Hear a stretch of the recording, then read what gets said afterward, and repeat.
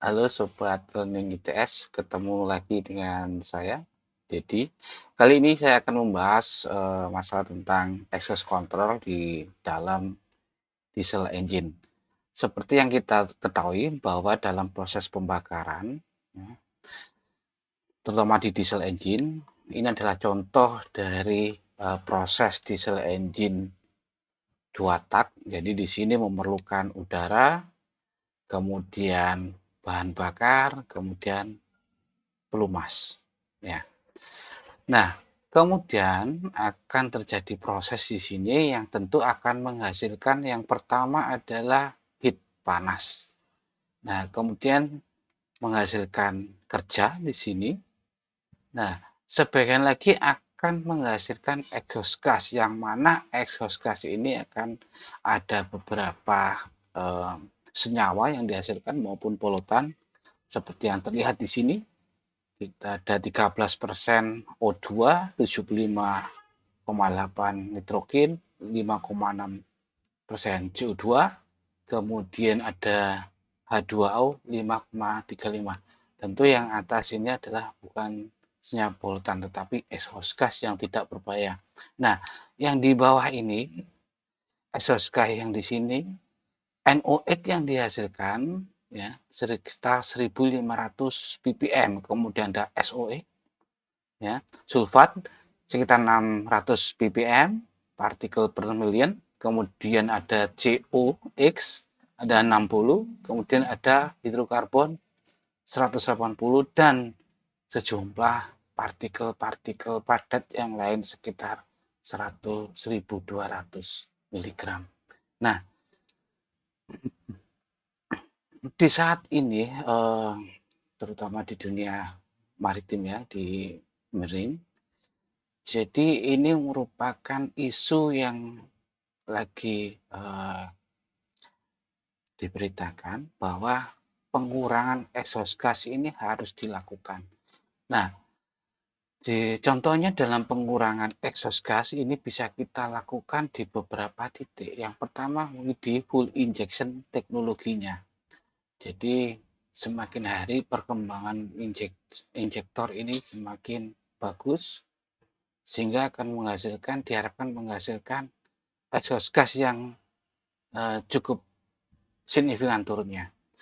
Kemudian ada exhaust gas resiko relating, ya, ada EGR, kemudian ada charge movement, ada lagi kemudian ada supercharging di sini. Jadi supercharging itu menggunakan putaran crankshaft untuk menambah pressure udara yang akan digunakan sebagai pemasok bahan bakar sehingga terjadi pembakaran.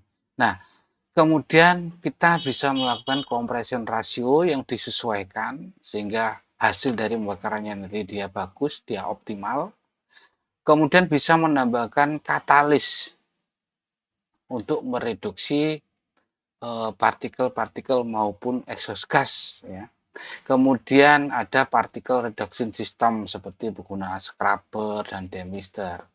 Kemudian ada NOx after treatment system. Nah, semua ini bisa kita lakukan. Nah, kita lihat di sini. Nah, apa yang menyebabkan exhaust gas itu terbentuk, terutama sebagai polusi emisi? Kita lihat di sini. Ini NOx sekitar 17% ya. Nah, nitrogen ini, nitrogen oxide ini,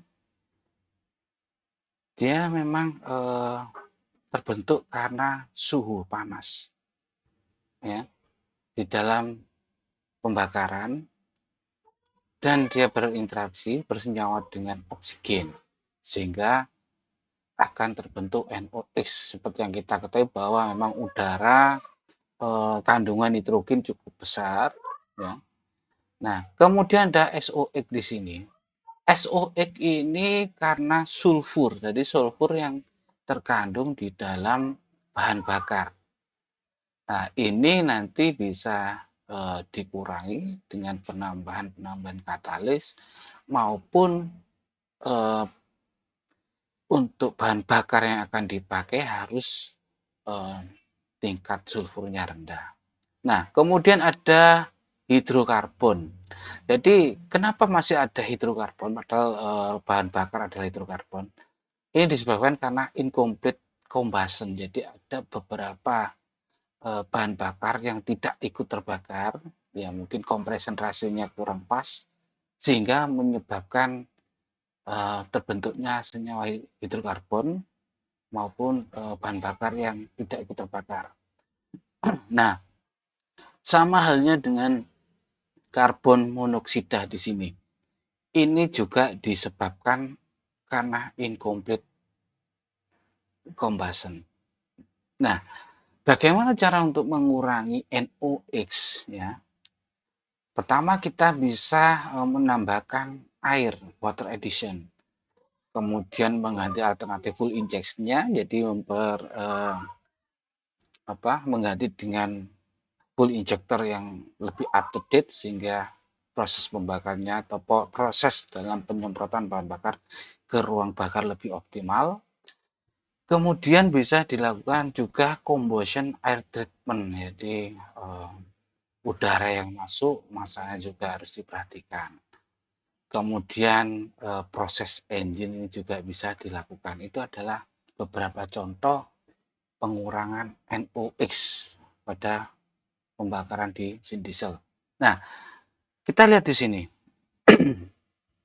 Ini adalah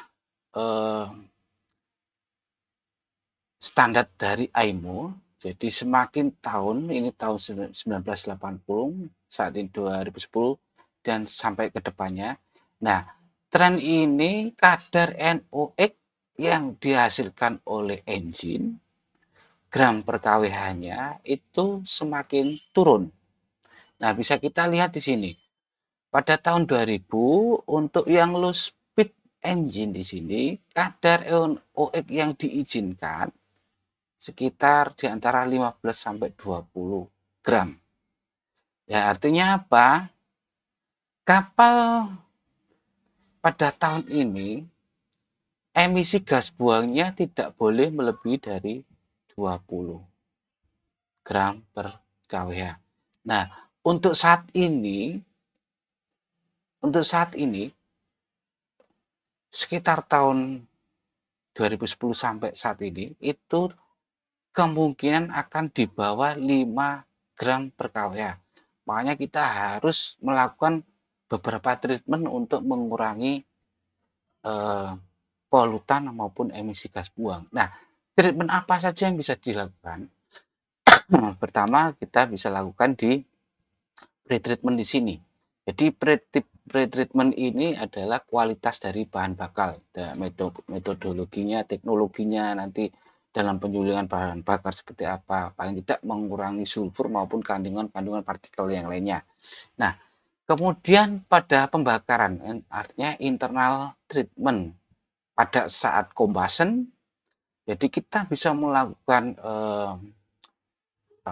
kompresi rasionya, kemudian mengatur bahan bakar dan mengatur udara yang masuknya, kemudian mengatur timing dari full injeksinya harus tepat. Nah, selain itu bisa kita lakukan dengan di scavenging ini. Scavenging ini adalah udara yang akan masuk digunakan sebagai proses pembakaran. Nah, di scavenging ini paling tidak kita harus melakukan penurunan temperatur udara. Nah, selain itu kita bisa melakukan water injection maupun water addition ya. Jadi pada saat bahan bakar diinjeksikan bersamaan ada sedikit air yang ditambahkan. Fungsinya untuk mengurangi gas nitrogen maupun sulfur yang terjadi. Nah, kemudian kita bisa lakukan di post treatment-nya. Post treatment artinya apa? Di luar pembakaran, artinya pada gas buangnya. Nah, gas buangnya kita bisa menambahkan selective catalytic reduction. Jadi sebelum keluar ke atmosfer kita beri katalis dulu. Nah, kemudian selain cara-cara di atas, kita bisa menggunakan alternatif penggunaan dual fuel engine, artinya bahan bakar yang biasanya kita pakai untuk marine, ya biasanya diesel oil, mungkin heavy oil, yang tergantung dari tipe engine. Nah, kita bisa melakukan kombinasi dengan penggunaan bahan bakar gas. Nah, gas ini bisa mensubstitusi atau mungkin bisa menggantikan dari bahan bakar. Nah, di sini kita lihat bahwa ada kombi injektor aja. Jadi ada dua injeksi, ada dua injektor. Yang pertama adalah yang utama ini adalah fuel, jadi bahan bakar utama. Kemudian yang kedua adalah injektor untuk gas. Yang mana injektor gas ini nanti gas ini akan diinjeksikan bersama dengan udara masuk. Kemudian baru engine melakukan kompresi udara. Nah, seperti itu. Jadi selanjutnya sama dengan proses yang di diesel engine. Nah, jadi kemungkinan kapal apa saja yang bisa menggunakan gas diesel ini? Yang pertama mungkin adalah LNG carrier. Jadi ruang muatannya LNG bisa kita gunakan sebagai bahan bakar. Kemudian ada offshore support vessel atau supply vessel ini ya. Kemudian ada floating oil production vessel dan storage unit. Kemudian ada shuttle tanker, ada rig, kemudian ada LNG fuel, jadi memang bahan bakarnya kapal ini menggunakan LNG. Kemudian Ropax ferry yang mana biasa menggunakan gas turbin. Jadi memerlukan tenaga yang besar. Nah, bisa kita lihat di gambar di sini. Jadi yang dimakan dua fuel engine itu adalah penggunaan fuel utama, artinya bisa MDO, bisa HFO, atau mungkin bisa diesel oil yang lain. Nah, di sini gas, selain gas seperti yang di LNG, kita bisa menggunakan volatile oil organic compound. Jadi ini adalah untuk kapal yang mengangkut crude oil. Nah, crude oil ini di dalam ruang muat ini pada saat terkena temperatur di luar karena panas, tentu ada proses penguapan. Nah, proses penguapan ini yang volatile organic compound ini nanti yang kita akan kumpulkan atau kita kolek. Kita kolek kemudian kita tempatkan di sini, ya, dikondensasi nanti, kemudian ada fuel oil volatile organic compound storage tank di sini, kemudian baru masuk ke ruang bakar. Jadi hampir sama, ya sama dengan proses di sini, cuman gas yang dipakai ini adalah gas dari penguapan muatan. Nah, selain penggunaan gas sebagai alternatif pengganti bahan bakar utama untuk mengurangi emisi, kita juga bisa melakukan waste heat recovery system di dalam engine. Nah, seperti contoh di samping terlihat pada gambar di sini. Jadi exhaust gas artinya gas buang ini karena dia panas dan punya tekanan, gas ini digunakan menggerakkan turbin. Jadi turbin di sini kemudian dikoneksikan dengan kompresor, yang mana kompresor ini adalah untuk meningkatkan pressure dari udara yang nantinya akan digunakan sebagai campuran pembakaran di sini, artinya oksigen yang diperlukan. Nah, karena di sini temperaturnya tinggi karena terkena dari dampak dari turbin gas di sini, dari turbin exhaust gas. Nah, sehingga udara yang temperaturnya tinggi ini perlu didinginkan di sini. Didinginkan, kemudian baru nanti akan digunakan sebagai pembakaran, proses pembakaran. Nah, selain digunakan untuk turbo charge, exhaust gas ini bisa digunakan untuk penggunaan feed water dari boiler. Jadi panasnya nanti kita serap untuk memanaskan air sebagai air umpan di boiler.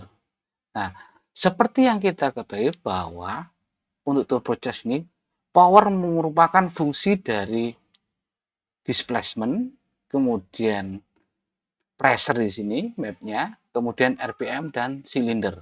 Nah, dengan adanya turbocharge yang kita pasang di sini, kita harapkan power akan naik karena tentu mapnya juga akan naik.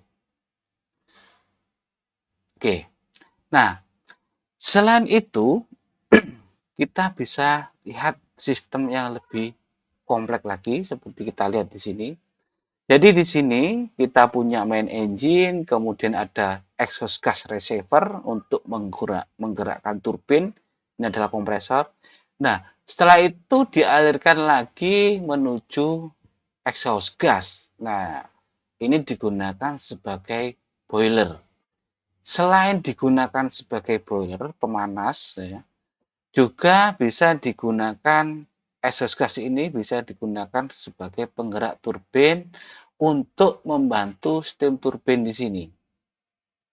Kemudian dia menghasilkan listrik, yang mana listrik ini akan dikoneksikan ke main switchboard.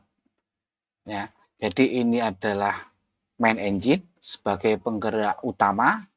Kemudian di sini adalah auxiliary engine sebagai penghasil listrik untuk suplai kebutuhan di kapal. Nah,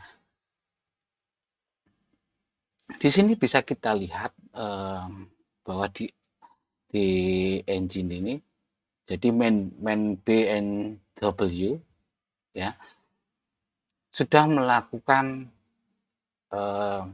penelitian bahwa penggunaan waste heat recovery system ini bisa menaikkan efisiensi. Kita lihat di sini. Jadi kalau tanpa kita menggunakan artinya gas buang itu kita biarkan kita tidak pakai.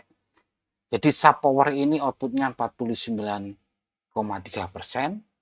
Nah, kalau kita exhaust gasnya kita pakai, sub powernya 49,1%, tetapi kita punya electric production di sini sekitar 5,1% atau sekitar sampai 5,7%. Mungkin bisa meningkat sampai 10-11%. Artinya apa? Jadi power yang dihasilkan, jadi proses engine yang dihasilkan untuk kerja itu semakin besar kalau kita mengaplikasikan post heat recovery system.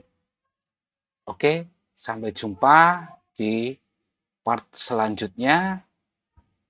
Terima kasih.